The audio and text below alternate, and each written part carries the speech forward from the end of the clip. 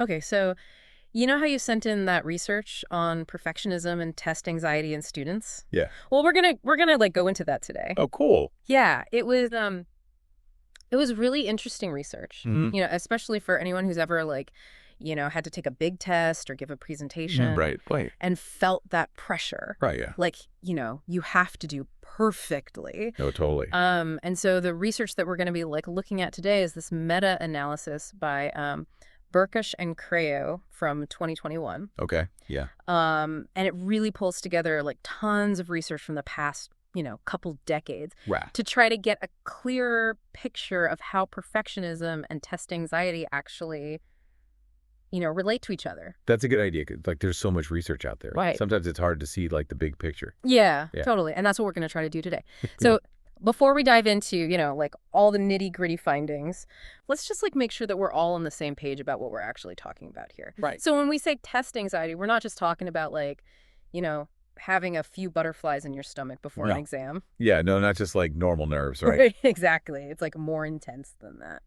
Yeah. Burkiss and Cray, they define it as like this reaction that includes, you know, tension, worry, intrusive thoughts, Yeah. and even physical sensations when you're like facing some kind of evaluation. Oh, yeah. It's like your mind and body are both like freaking out a little bit. Right. It's like the mental part, like, oh my gosh, I'm going to fail. Right. And then you also have like, your heart's racing, your palms are sweaty. Yeah, exactly. And so in the paper, they talk about like the cognitive and affective components of test anxiety. Yeah, Can you just like remind us what those are again? sure. Yeah, so the cognitive part is all about those like negative thoughts that you have. Right. You know, the self-doubt, the worry about not being good enough. Yeah. And then there's the affective side, which is like what your body's doing. Oh, yeah. You know, like that racing heart, the muscle tension, that like pit in your stomach feeling. I know that feeling. It's not fun. Okay, so that's test anxiety. Yep. Now let's talk about perfectionism. Okay. It's more than just like wanting to do well, right? Right. It's not just about like trying your best. It's Yeah. like there's something else there. Yeah, it's like this extra layer Yeah. of intensity, I guess. Yeah, exactly. So in this research, they focus on what's called multidimensional perfectionism. Okay. And so what does that actually mean? So it means like setting super high standards for yourself, Okay. like really unrealistic standards, and then being like really critical of yourself when you don't meet them. Oh, yeah. It's like this constant pressure to be perfect. And in the paper, they highlight two main ways this can show up: Okay. perfectionistic concerns and perfectionistic strivings. Okay. So perfectionistic concerns, that sounds kind of like the anxious side of perfectionism. Yeah, you got it. Like the worrying about making mistakes part. Exactly. So perfectionistic concerns are all about worrying about messing up, Okay. being afraid of not doing well, doubting your abilities, Yeah. and feeling like you're not good enough, basically. Ah. It can also involve feeling like other people are putting a lot of pressure on you to be perfect. Okay. So it's like coming from both inside and outside. Right. Yeah. Okay. And then what about perfectionistic strivings? Yeah, so that's more about like the drive to achieve, Okay. the ambition to be excellent. So it's like the positive side of perfectionism, Yeah, you could say that. like the wanting to do your best part. Yeah, it's about setting those high standards for yourself and like really pushing yourself to reach them. Okay. So it's more about the effort and the striving. Exactly. Okay. So we've got concerns, which is like the worry and fear. Right. And then strivings, which is like the ambition and the high standards. Okay, now this meta-analysis wanted to figure out how these two different types of perfectionism relate to test anxiety, right? Yeah. But like the previous research on this has been kind of all over the place. Yeah, it's been messy. Yeah. Some studies show a strong link, some show a weak link. Yeah. And especially with perfectionistic strivings, the findings are super inconsistent. Right. So yeah, this meta-analysis was trying to bring it all together Yeah. and see if we can make sense of it. Okay, so like what's the big takeaway here? Okay, so the main finding is that perfectionistic concerns, they have a pretty strong positive connection with overall test anxiety. Okay, so can you just break that down a little bit? Sure, Like, yeah. what does that mean, a positive link? So it means that as perfectionistic concerns go up, Okay. test anxiety also tends to go up. Okay. They kind of move together. So the more you worry about making mistakes, Right. the more test anxiety you're likely to have. Exactly. And it's not just like a small connection, it's a pretty strong one. Huh. Like statistically speaking, it's a meaningful relationship.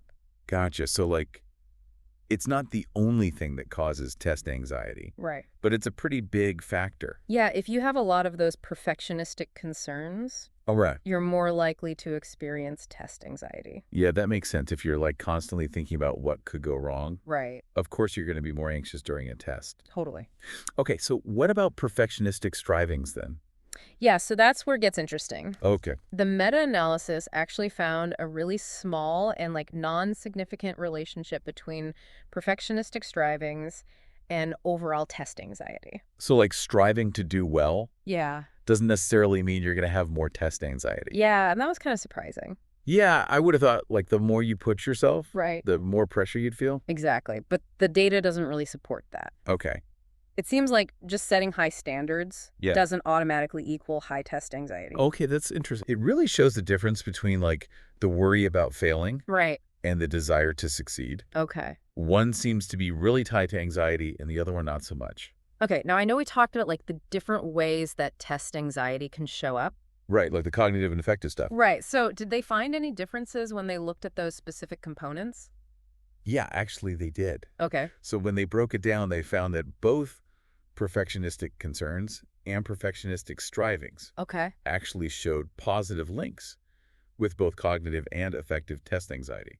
Oh, so even though striving for perfection didn't predict overall anxiety, Right. it was still connected to both the worry thoughts and the physical feelings of anxiety. Yeah, it's a bit of a twist, right? Yeah. So basically, even if you're not like super anxious overall, Okay.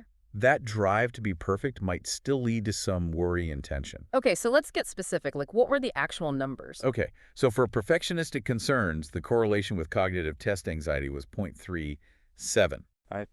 And with affective test anxiety, it was I would say 0.33. those are moderate correlations. Yeah, they're statistically significant. Okay. So it means there's a noticeable connection there. Okay, so basically, if you're someone who tends to have a lot of negative thoughts during a test, Right. or you experience those physical symptoms like your heart racing, Yeah, those perfectionistic concerns are probably playing a role. definitely. Okay, and then for perfectionistic strivings. Yeah, so those correlations were smaller, Yeah. but still significant. Okay. The link with cognitive test anxiety was 0.11, Okay. and with affective test anxiety, it was 0.24. Okay, so smaller but still there. Yeah, exactly. So even if your main thing is just wanting to do your best, Right. you might still feel some of that worry and physical tension during a test. Yeah, it's like a subtle but important point. Yeah, so this is getting pretty complex. It is, right? It's not just perfectionism equals test anxiety. Yeah, there are different pieces to the puzzle. Right, and I was thinking these two dimensions of perfectionism, concerns, and strivings, Yeah. they're not totally separate in real life, right? We never know that. You could be someone who sets really high standards Right. and also worries a lot about not meeting them. Yeah, totally. So did this meta-analysis account for that overlap? Yeah, that's a good point. And they did. Okay. They actually statistically controlled for that shared element Okay. to see what each dimension contributes on its own. So what happened when they took out that overlap? Okay, so when they controlled for that shared part, Okay. the link between perfectionistic concerns and overall test anxiety actually got a little bit stronger. Oh, wow. It went from 0.42 to 0.45. Okay, so that worry part of perfectionism is even more connected to anxiety than we initially thought? Yeah, once you separate it from the striving part. Okay, that's fascinating. It's like that worry is really powerful. Yeah, okay. And then what about strivings? Yeah, so for both perfectionism dimensions and both cognitive and affective test anxiety, Okay. the links actually went down a bit after controlling for the overlap. So their unique contribution to those specific types of anxiety Right. was a little smaller than it originally seemed. Yeah, but here's the important thing. Okay. Even after they took out that shared part perfectionistic concerns, we're still positively linked to all types of test anxiety. Okay, so it's still a major factor. It is. It's like no matter how you slice it, Yeah. that worry about mistakes is a big deal. Okay, so now I'm curious, why is there this connection, Yeah. especially between perfectionistic concerns and test anxiety?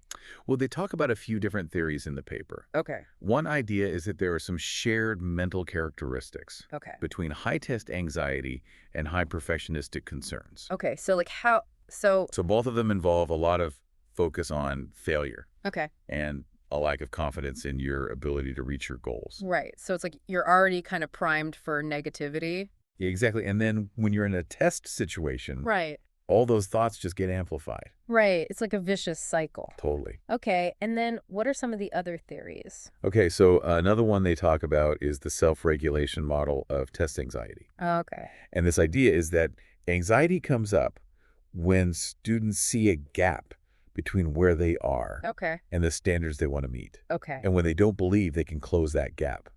So it's like that feeling of, I'm not good enough. Right, and I don't think I can get there. Yeah. And that's really common for people with perfectionistic concerns. Yeah, that makes sense. It's like that feeling of, I have to be perfect, but I don't think I can be. Right.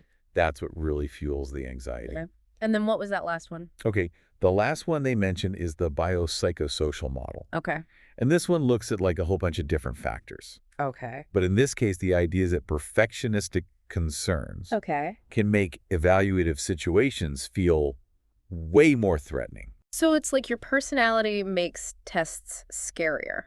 Yeah, basically. Okay, so let's go back to perfectionistic strivings for a second. Okay. Because you said the overall link with anxiety wasn't significant, Right. but there were those smaller positive links with the cognitive and affective stuff. Right. So what's going on there? Well, they talk about this in the paper, too. Okay. They point out that the research on perfectionistic strivings and test anxiety has been super mixed. Yeah, we talked about that. Yeah, like some studies show a positive link, some show a negative link, some show no link at all. Yeah. And so they think that maybe when you look at overall test anxiety, Okay. all those different findings are kind of canceling each other out. So it's like for some people it might increase anxiety, for others it might not. Yeah, And exactly. it all just like averages out in the end. Right. Okay.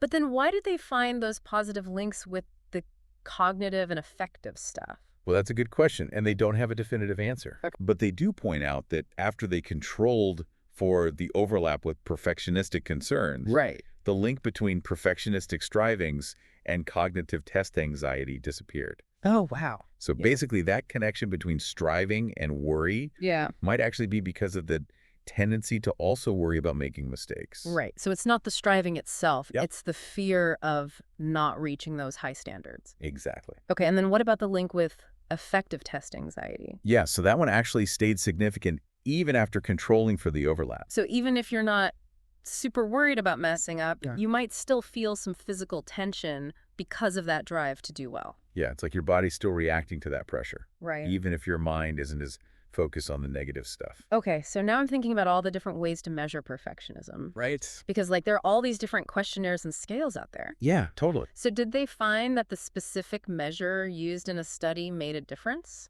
Yeah, actually, that was one of their big findings. Okay. They found that the specific perfectionism subscale used had a huge impact on the results. Okay, so, like, give me an example. Okay, so for perfectionistic concerns, Okay.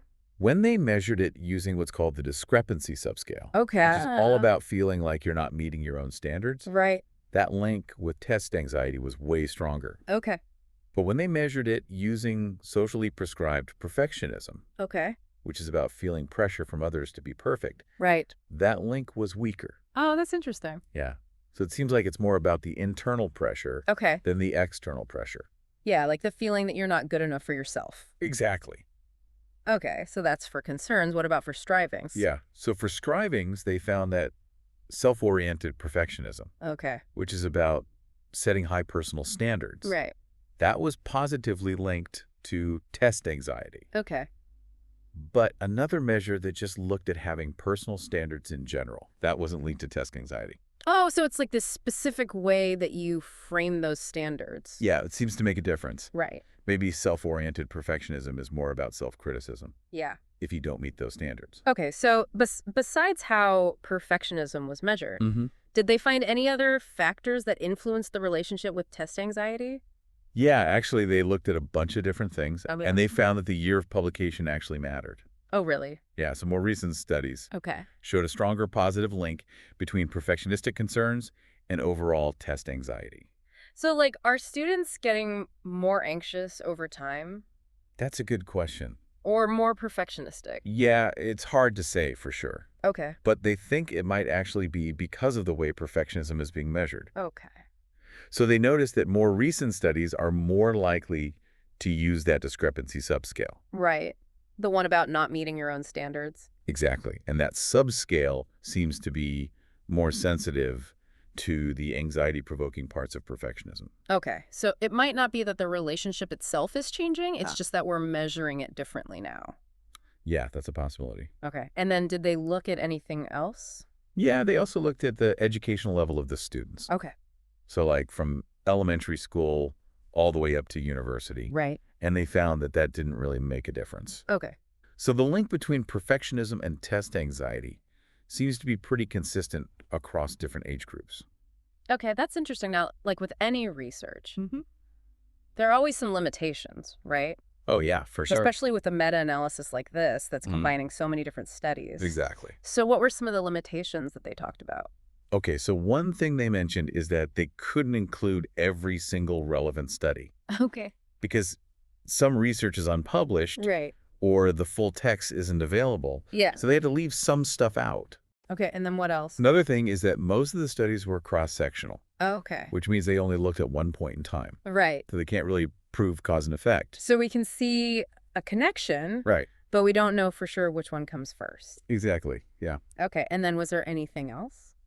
Yeah, they also talked about the possibility of publication bias, What? which is basically the idea that studies that find a significant result Okay. are more likely to get published. Oh, so it's like the exciting findings get more attention. Yeah, exactly. So that can skew the results a bit Right. because we might be missing some of the studies that didn't find anything. Yeah, okay, so overall, Mm-hmm. what are the key takeaways from this meta-analysis? Okay, so the big ones are perfectionistic concerns are a really big factor in test anxiety, Okay. especially the worry thoughts. Right. Perfectionistic strivings have a more complicated relationship. Okay. They don't strongly predict overall test anxiety on their own, but they do have some connection to anxiety. Yeah. And that connection might be because of the shared tendency to worry about mistakes. Right, so it's like the worry is the key ingredient. Yeah, it seems to be. Okay, and then the last takeaway. Yeah, so how perfectionism is defined and measured in research Right. really affects the results. So it's not just about having high standards, it's Right. about the specific way that you think about and measure those standards. Exactly. Okay, this has been so helpful. Yeah, it's a fascinating area. It really shows how important it is to understand all the different parts of perfectionism Yeah. when we're trying to help students. Absolutely. Okay, so as we wrap up, Mm-hmm. I want to leave you with a little something to think about. Okay. So think about your own experiences or maybe what you've seen in other people Okay. and ask yourself which aspect of perfectionism resonates more with you. Mm-hmm. Is it that internal pressure, like the fear of not being good enough? Or is it more about feeling pressure from other people? And then think about how that relates to your own anxiety in situations where you're being evaluated. That's a good question. Yeah, it's something to really ponder, I think. It is. And this research also raises some important questions for the future, right? Oh, yeah, tons of them. Like, how can we use this knowledge to actually help students in schools and universities? Right. Like, what can we do practically? Yeah, and what kind of support do students need Yeah. if they're struggling with both perfectionism and test anxiety? It's an important area for future research. Totally, because understanding this connection Yeah. isn't just about, theoretical stuff. It Yeah. can actually help us support students Mm. and help them succeed in school. And in life in general, right? Right, exactly, and that's what it's all about. Totally. Okay, well, thank you so much for joining us for this deep dive. Yeah. This was great. Until next time. See ya. Bye.